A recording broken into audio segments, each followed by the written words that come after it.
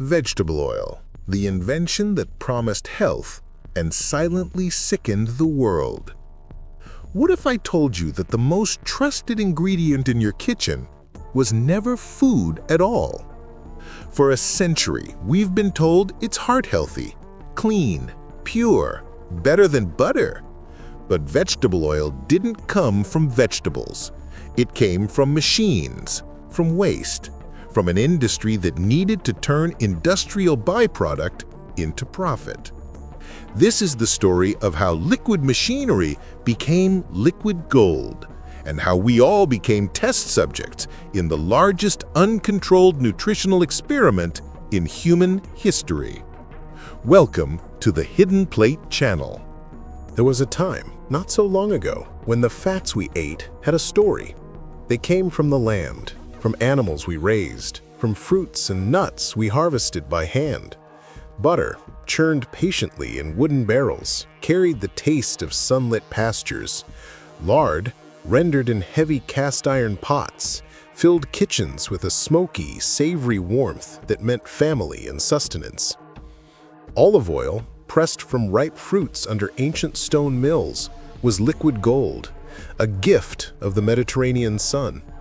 This was the world before the factories, a world of patience, of seasonality, of connection. Then came the roar of the Industrial Revolution, and with it, a new problem: waste. In the American South of the late 1800s, cotton was king. But for every pound of fluffy white fiber, the cotton plants produced 2 pounds of hard, dark seeds. These seeds were useless, even toxic, filled with a natural pesticide called gossipol, poisonous to most animals. They were a problem to be disposed of, burned, dumped, buried. But in the eyes of a new breed of industrialist, this waste was an opportunity, an untapped reservoir of potential profit. They discovered that through immense pressure, scorching heat, and chemical solvents like hexane, they could squeeze a pale, crude liquid from these toxic seeds. It was first used to make soap, candles, and lubricants for the very machines that birthed it. It was not food. But the question soon arose in corporate boardrooms: what if we could make it edible? The pivotal moment arrived in 1911. Procter Gamble, a soap company, unveiled Crisco, a white, odorless, mysteriously solid fat born from hydrogenated cottonseed oil. It was a masterpiece of marketing and chemical engineering. They didn't just sell a cooking fat, they sold an idea of purity, modernity, and scientific progress. They mailed free cookbooks to millions of homes, rewriting recipes, reframing tradition. This was the dawn of a silent revolution on our plates. Within decades, ancestral fats that had nourished humanity for millennia were pushed aside. They were replaced by oils extracted from seeds never meant for human consumption. Soybean, corn, canola, refined in factories at temperatures hotter than volcanic rock. We were told it was cleaner, healthier, more modern. But the human body, shaped by millennia of evolution, was entering uncharted territory. This is the story of that great dietary shift, a story not of mere changing tastes, but of a fundamental re-engineering of our food, with consequences we are only now beginning to fully understand. We dedicate hours of research to uncover what truly shaped our plates. If you value this kind of work, support it, subscribe, leave a comment, or share this story. We create the content, you keep it alive. Imagine opening the door to a kitchen in the year 1880. The air is thick, laden not with the artificial scent of air fresheners, but with the deep, real aromas of earth and fire. The smell of rye bread baking in a wood-fired oven, the rich, buttery scent of a stew slowly cooking, the fruity perfume of olive oil being drizzled over a salad of greens harvested from the morning garden. In this world, fat was not an abstract macronutrient. It was a vital ingredient with history, personality, and flavor. Fat was the soul of cooking. In Europe, butter was more than food. It was a symbol of prosperity. In Normandy, it was aged in cool cellars, developing a complex, almost nutty flavor, generously spread on dark breads. In Russia, clarified butter, or ghee, was a central staple, stored in pots to survive the harsh winters. It was a product of labor and patience, and its value was unquestionable. In the Mediterranean, olive oil was literally sacred.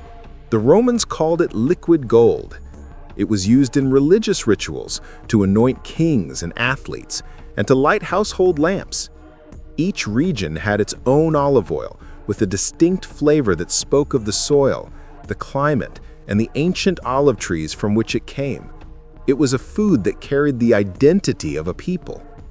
In rural America, and across much of the European countryside, lard was the queen of the kitchen.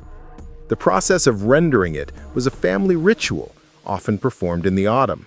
The fat from the pig, slaughtered for the winter, was cut up, slowly melted in cast iron pots over the wood stove, and then strained into ceramic jars. The smell was intense, salty, earthy. The smell of provision, of security. Lard was used for frying, for roasting, for greasing. It made incredibly flaky and flavorful biscuits and pastries. And the cracklings, the crispy skin left over from the process, were a precious snack for the children. In Asia, oils were equally local and artisanal. Cold-pressed sesame oil was an aromatic condiment, not a generic frying medium. Coconut oil, extracted from fresh coconut, was the foundation of cooking in tropical climates, lending a subtle sweetness to dishes. These ancestral fats were more than just calories. They were concentrated sources of fat-soluble vitamins A, D, E, and K, essential for bone health, vision, and the immune system. They were satiating, allowing people to perform hard physical labor with fewer meals. And perhaps most importantly, they were deeply intertwined with culture, with family rituals, and with the very rhythm of life. Food was local because it had to be. It was seasonal because it respected the cycles of nature. And it was slow. Preparing a meal required time, from raising the animal or cultivating the plant to the final processing. Fat was the result of that time, of that intimate relationship with the origin of food. This world of patience and flavor, however, was about to meet its greatest challenge. The Industrial Revolution brought not only machines and trains, it brought a new philosophy: efficiency, standardization, scale. And the ancestral world of fat, with its time and seasonality, was the opposite of efficiency. Factories needed a fat that was cheap, abundant, standardized, and wouldn't spoil. They needed a fat that could be mass-produced, not cultivated. They needed a fat that came not from a farm, but from an assembly line. The stage was set. Tradition, about to be challenged by innovation. And no one in those kitchens filled with real aromas could imagine what was about to arrive. The age of ancestral fats was ending, and no one had voted for its replacement. The 19th century's industrial machine was a ravenous beast. It consumed raw materials and spat out unprecedented volumes of goods, and with them an entirely new problem: industrial waste on a scale never before seen. In the sprawling cotton plantations of the American South, this waste had a name: cottonseed. For every bale of soft white fiber that clothed the world, hundreds of pounds of hard black seeds were left behind. To farmers, they were a nuisance. Toxic to livestock, they were piled high and burned, their acrid smoke a testament to their uselessness. But where traditional agriculture saw a dead end, industrial chemistry saw a buried treasure. The key was violence, mechanical and thermal violence. In the newly erected oil mills, the seeds were first crushed by immense hydraulic presses, exerting pressures that would turn solid rock to dust. This brute force alone could extract a dark, crude, and bitter oil. But it wasn't enough. To wring every last drop of profit from the seed, industry turned to chemistry. Enter the solvent extraction process. The crushed seed cake was drenched in hexane, a volatile, flammable petroleum byproduct, a chemical capable of dissolving the last remnants of oil. The resulting sludge was then heated, often past 400 degrees Fahrenheit, to boil off the toxic solvent. What remained was a dark, foul-smelling oil laden with impurities and the natural toxin gossypol. But this was still not food. It was an industrial fluid. So it underwent a brutal metamorphosis, a purification ritual for the machine age. First, bleaching. The dark oil was filtered through clay to strip it of color, removing the natural pigments that also happened to be antioxidants.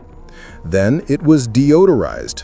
It was steam distilled at extremely high temperatures under a vacuum to vaporize and remove the pungent compounds that smelled of the seed's true origin. The final masterstroke was hydrogenation. Inspired by a German chemist's process, Procter Gamble began bubbling hydrogen gas through the liquid oil in the presence of a nickel catalyst. This molecular alteration, done under high heat and pressure, transformed the liquid into a solid, stable fat.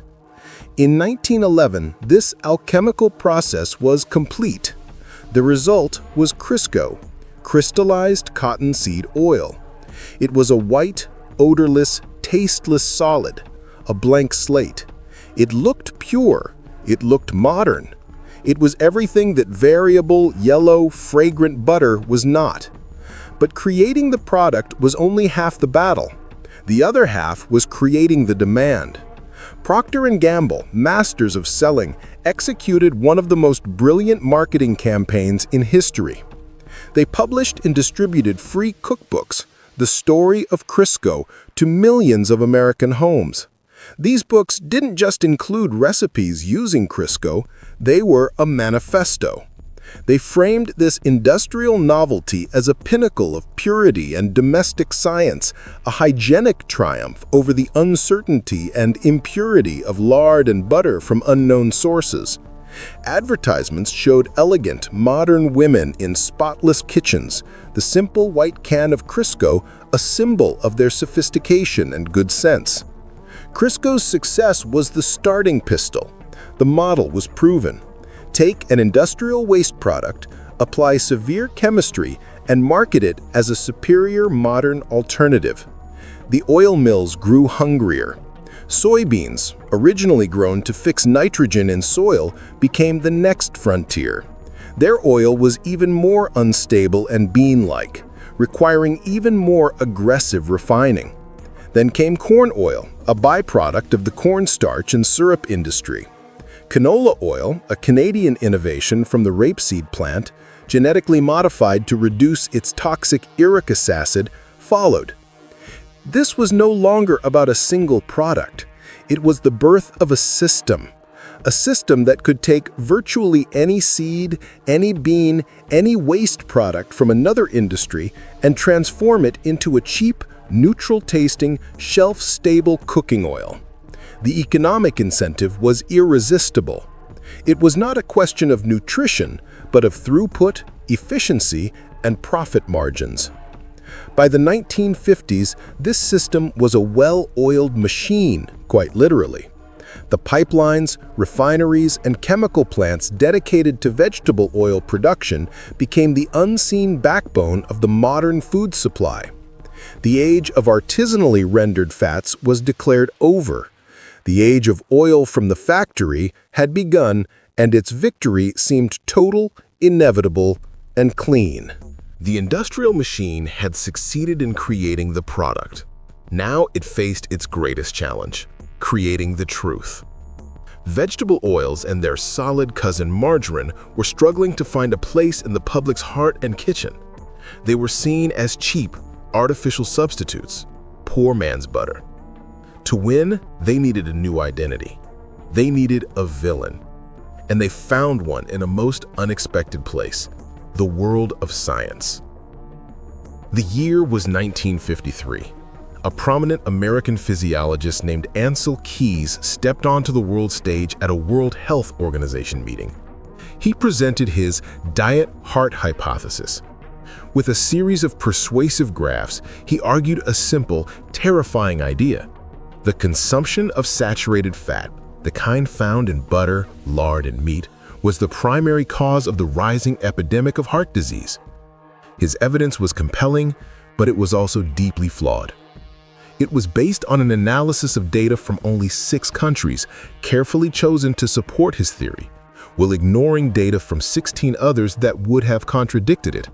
France, for example, with its rich, butter-laden diet and low rates of heart disease, the French paradox that wouldn't be a paradox for decades, was conveniently left out. But the seed was planted. The message was simple, powerful, and media-friendly. Fat clogs your arteries. Animal fat is the enemy. It was a story that could be told in a newspaper headline. The vegetable oil industry didn't just embrace the story, they funded it, amplified it, and made it inescapable. The American Heart Association, which began receiving significant funding from Procter Gamble and other industry players, became a powerful megaphone. In 1961, they officially recommended that Americans replace saturated fats with polyunsaturated vegetable oils to prevent heart disease. The public relations campaign that followed was a masterpiece of persuasion.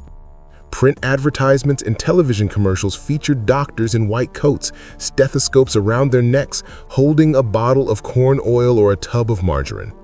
They looked directly into the camera, their expressions a mix of concern and reassurance. "Your heart will thank you," the captions promised. "Choose a healthier choice for your family." One famous campaign for a leading margarine brand featured the tagline, "It's nice to know it's not butter." Fear was the weapon, and health was the promise. Mothers were told they were risking their families' lives by cooking with traditional fats.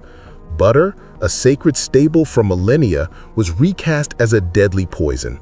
Margarine, a product invented in a laboratory for Napoleon's army, was anointed as the heart-smart, modern choice. This was not merely advertising, it was a systemic takeover of nutritional dogma. The industry's influence began to shape official policy. In 1977, the U.S. Senate Select Committee on Nutrition and Human Needs, led by Senator George McGovern, published the Dietary Goals for the United States. This landmark document told a nation of 200 million people to drastically cut their consumption of saturated fat and cholesterol. The evidence was still circumstantial, the long-term trials non-existent, but the message was now law. The USDA's first food pyramid in 1992 enshrined this doctrine, placing fats and oils at the very top with the instruction, "Use sparingly." The exception, of course, were the healthy vegetable oils. A vast, uncontrolled experiment on the entire population had just received its official government sanction. With the official seal of approval from both science and government, the transformation of the food supply was swift and total. It was a gold rush, and the currency was polyunsaturated fat. The entire food industry pivoted, not for health, but for survival and profit. It was a reformulation on a scale never seen before. Fast food chains, under public pressure, made the switch. In a pivotal moment in 1990, McDonald's, the iconic American eatery, announced it was abandoning the beef tallow it had used for decades to make its famous crispy fries. Instead, it would fry them in 100% vegetable oil. The public cheered.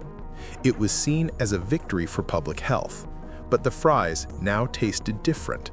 They lost their rich, savory depth, a flavor that had come from the very animal fats now deemed dangerous. The cost of production dropped, and the healthier image became a powerful marketing tool. On supermarket shelves, the change was even more profound.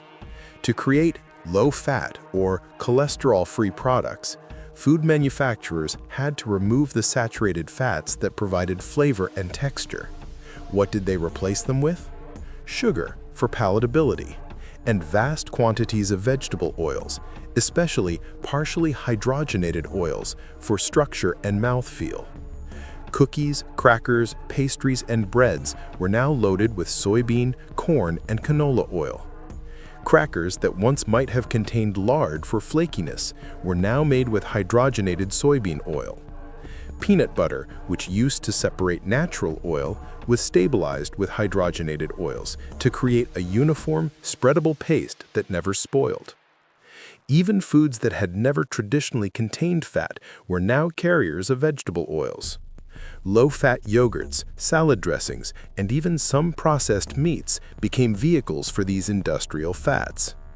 The term vegetable oil itself was a marketing masterstroke.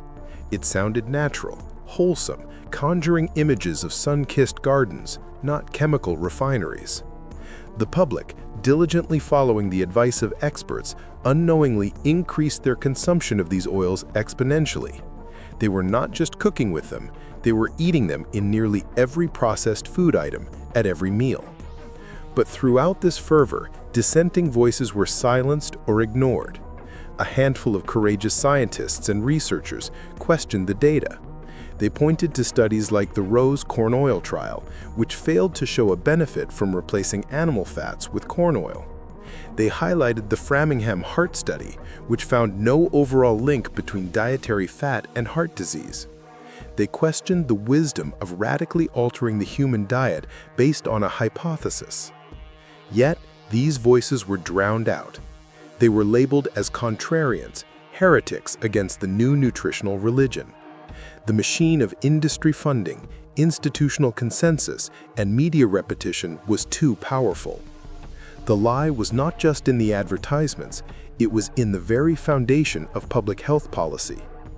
It was a lie built on a half-truth, amplified by profit, and enforced by dogma. For decades, a generation raised on Crisco and margarine would raise their own children to fear the very foods that had nourished their ancestors. They were not eating for health. They were eating a story written in corporate boardrooms and sold as scientific fact. These truths rarely reach mainstream media, for obvious reasons. If you believe more people should know what's behind what we eat, share this video now. One click helps spread real awareness. For decades, the public followed the script. Butter was exiled to the sidelines. Lard was treated as a culinary relic. The kitchen cabinet was now a pharmacy of golden liquids and soft yellow spreads, all promising a healthier heart. But a strange and terrifying thing began to happen. The promised decline in heart disease never truly materialized. Instead, by the latter half of the 20th century, a new, silent epidemic was taking shape. It wasn't just heart disease. It was a constellation of modern plagues. Obesity rates began a steep, unprecedented climb. A condition once called adult-onset diabetes was now appearing in children. Doctors started seeing more patients with mysterious chronic inflammation, arthritis, bowel disorders, and autoimmune conditions. The medical establishment, still clutching the low-fat dogma, was baffled. They had told people to eat less fat, and people had obeyed. So what had gone wrong? The answer was hiding in plain sight in the very oils they had promoted as saviors. The consequences were not from a lack of fat, but from the wrong kind of fat, consumed in quantities utterly alien to human biology. The first and most profound consequence was the omega-6 invasion. Our ancestors evolved eating fats with a balanced ratio of two essential polyunsaturated fats, omega-6 and omega-3. This ratio was roughly 1:1 or 2:1. Both are crucial, but they act in a delicate opposing balance in the body. Omega-6s are generally pro-inflammatory, a vital response for fighting infection and healing wounds. Omega-3s are anti-inflammatory, calming the system down. Vegetable oils, soybean, corn, sunflower, cottonseed, are overwhelmingly explosively high in omega-6, and almost entirely devoid of omega-3. As the food supply was flooded with these oils, that delicate biological balance was shattered. The average Western diet now boasts an omega-6 to omega-3 ratio of 20 to 1. In some individuals, it's as high as 50 to 1. The body was put on a permanent, low-grade inflammatory war footing. This systemic inflammation is now recognized as the fertile ground for virtually every chronic disease we feared. It damages arterial walls, leading to heart disease. It promotes insulin resistance, the precursor to diabetes. It fuels the fires of autoimmune disorders where the body attacks itself. The second consequence was chemical instability. Unlike stable saturated fats, the polyunsaturated molecules in vegetable oils are chemically fragile. Their molecular structure is a row of double bonds, like weak links in a chain. These bonds are highly susceptible to attack by light, by oxygen, and most of all, by heat. When you heat these oils, during the industrial refining process, during bottling, and finally in your frying pan, they oxidize. They react with oxygen to form toxic compounds, aldehydes, and lipid peroxides. These are not just unhealthy, they are cytotoxic and genotoxic. They can damage cells, proteins, and even DNA. Some aldehydes were the same harmful compounds found in cigarette smoke and automobile exhaust. This oxidation process happened not only in factories and restaurants, but also inside the human body, contributing to oxidative stress and cellular aging. And then there was the most infamous byproduct of all, trans fats.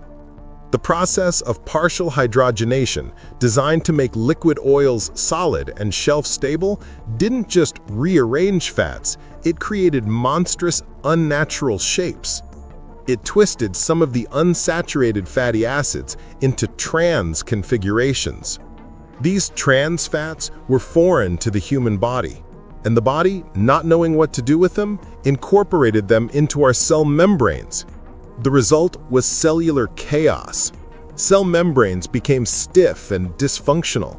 Receptors struggled to communicate. The science on trans fats became unequivocally damning. They not only raised LDL, the so-called bad cholesterol, but they also lowered HDL, the good cholesterol. They drove systemic inflammation and significantly increased the risk of heart attack, stroke, and diabetes. The very heart-healthy alternative, margarine, was, for most of the 20th century, one of the largest sources of artificial trans fats in the human diet. The great nutritional experiment was failing in real time, and the human body was the laboratory. The damage was not confined to our cells and arteries. The tidal wave of cheap vegetable oils fundamentally reshaped our society, our culture, and our very relationship with food. The third great consequence was perhaps the most insidious, the cultural erasure. The rise of vegetable oil was the enabler of the fast food revolution. Oils like soybean and canola were incredibly cheap and could be reused in industrial fryers for days on end without breaking down completely. This economic fact made it possible to sell vast quantities of fried food, French fries, chicken nuggets, fish fillets, at an unprecedentedly low cost. When McDonald's famously switched from beef tallow to vegetable oil for its fries in 1990, it wasn't just a change in recipe. It was a symbolic severing from a culinary past. The fries lost their deep, savory, umami-rich character, a flavor built on generations of using animal fats. But the public was told this was progress.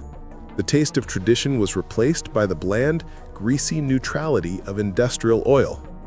Simultaneously, the food manufacturing industry experienced a golden age. Hydrogenated vegetable oils were the miracle ingredient that gave packaged foods an almost eternal shelf life. Cookies, crackers, chips, and pastries could now sit in warehouses and on supermarket shelves for months, even years without going rancid. A Twinkie's legendary longevity, a Hostess cupcake's perfect sheen, the flaky layers in a supermarket biscuit, All were made possible by these stable, cheap, and flavorless fats. Home cooking transformed too. Grandmother's recipes calling for lard or beef drippings were seen as old-fashioned, even unhealthy. The knowledge of how to render fat, once a basic household skill, began to vanish from collective memory.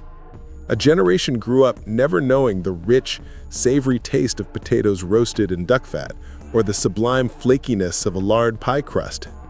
We entered an era of what can only be called culinary amnesia. Food became fuel, designed for convenience and cost, not for nourishment or tradition.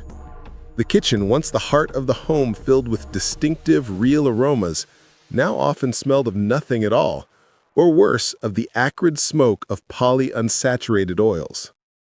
The human body, marinated in this unstable, inflammatory fat, began to send distress signals that the medical world struggled to interpret. By the year 2000, the data was staggering and grim. Obesity rates in the United States had more than tripled since the 1960s. Type 2 diabetes transformed from a relatively rare condition into a global pandemic. Heart disease remained the #1 cause of death.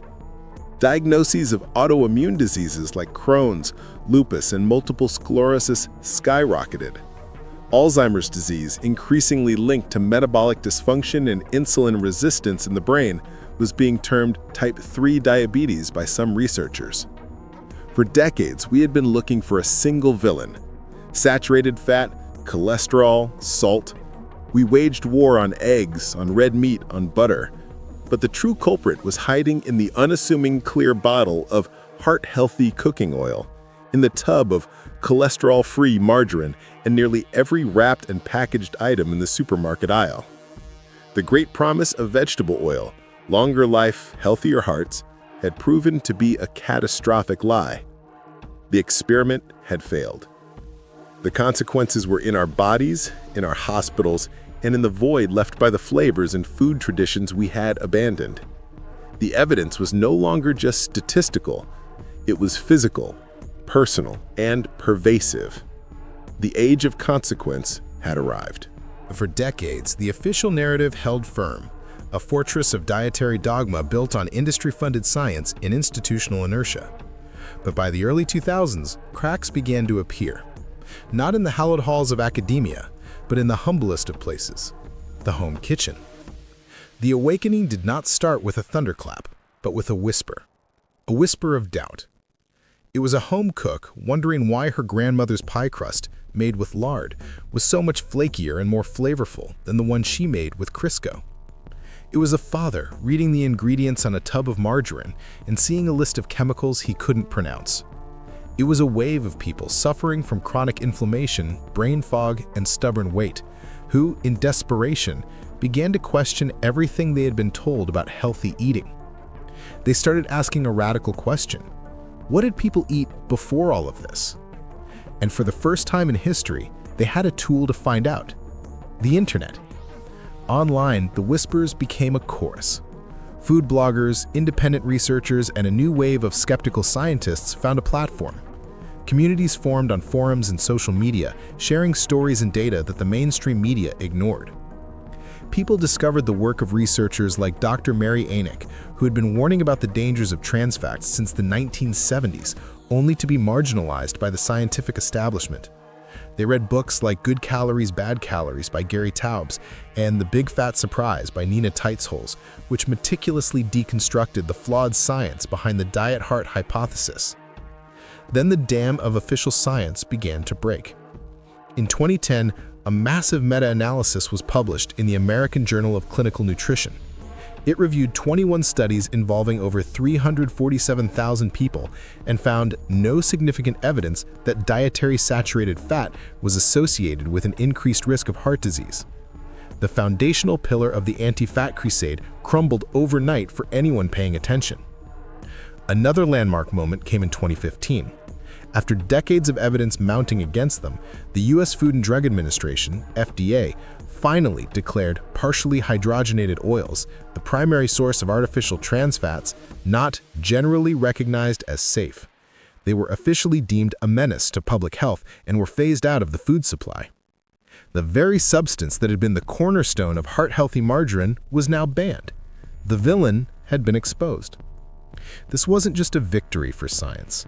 It was a validation for the millions who had trusted their instincts. A grassroots seed oil awareness movement began to grow. The term seed oils itself was a powerful reframing. It stripped away the wholesome vegetable marketing and revealed their true industrial origin. People weren't just avoiding trans fats anymore.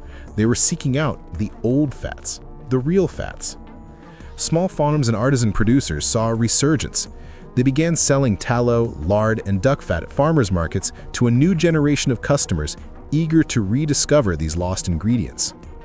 Butter, once demonized, saw its consumption rise for the first time in decades as people embraced its simple, natural goodness. Celebrity chefs and food influencers began proudly cooking with animal fats again, praising their superior flavor and high smoke points. The narrative had flipped. What was once seen as backward was now enlightened. What was once unhealthy was now ancestral and nourishing. This was more than a dietary trend. It was a cultural reclamation. It was a reconnection with the wisdom of our ancestors and a rediscovery of the simple, profound truth that real food, processed as little as possible, is the foundation of health. The pendulum, forced to one extreme by decades of manipulation, was finally swinging back towards the center. The awakening was not about a new miracle diet. It was about remembering something we had always known, but had been persuaded to forget. We're rebuilding the forgotten story of human nutrition, but it only continues if you're part of it. Subscribe, comment your thoughts, and suggest the next topic. This project exists because of you. So where does this leave us? Here, at the end of this investigation, we are faced with a story that is about far more than just chemistry or nutrition. It is a story about power, memory, and the very essence of choice. The rise of vegetable oil was never a simple tale of technological progress. It was a meticulously engineered takeover, a hostile acquisition of the human diet. It was a story of how industry waste was laundered, first into a product, then into a profit, and finally into a policy. It was a conquest sold to us in the language of purity and health, wrapped in the authoritative cloak of science. For a century, a grand and dangerous experiment was conducted on the global population. We were the unwitting test subjects. The price of this experiment was paid in the currency of human health, in inflamed bodies, in failing hearts, in minds clouded by fog, and in the quiet erosion of well-being generation after generation. We were severed from the culinary wisdom of our ancestors, told to fear the very foods that had built us, and sold a lie packaged as a liberation. But this story is not ultimately a tragedy, because the most profound lesson here is not about the power of deception, but about the resilience of truth. They didn't count on our memory. They didn't count on the stubbornness of a home cook's instinct, the power of a simple question, or the irrepressible human desire to feel truly well. The awakening we are living through is a testament to the fact that you cannot erase biological truth forever. The body knows. And when people listen to their bodies and have the courage to question authority, the walls of even the most imposing fortresses of dogma begin to crack. Every time we choose a pat of real butter over a tub of chemically altered spread, we are casting a vote. Every time we seek out bacon grease to fry our eggs or drizzle extra virgin olive oil on our salad, we are participating in a quiet rebellion. We are not just making a dietary choice, we are making a philosophical stand. We are declaring that food is not merely fuel. It is not a collection of macronutrients to be optimized in a spreadsheet. It is memory. It is culture. It is connection to the land, to the animals, to the generations that came before us, and to the timeless biological wisdom encoded in our cells. The story of vegetable oil is a cautionary tale for the ages. It teaches us to be wary of any food that has no story, no face, and no cultural memory. It warns us against solutions that come solely from factories and laboratories, divorced from the rhythms of nature.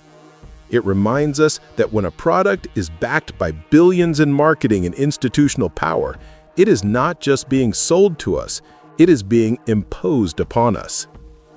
The hidden plate has been revealed.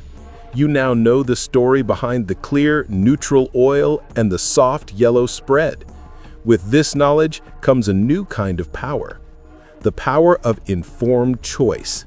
The power to look past the marketing and see the machinery. The power to reclaim your kitchen as a place of nourishment, not experimentation. This is not about perfection. It is about direction. It is about turning away from the false promises of the factory and moving, one real ingredient at a time, back toward the genuine nourishment of the earth. The century of the seed oil may not be over, but its unquestioned reign is. A new chapter is being written, not by corporations, but by us, around our own tables. If this story made you think, help us keep it alive. Subscribe, comment, and share. That's how you become part of this investigation.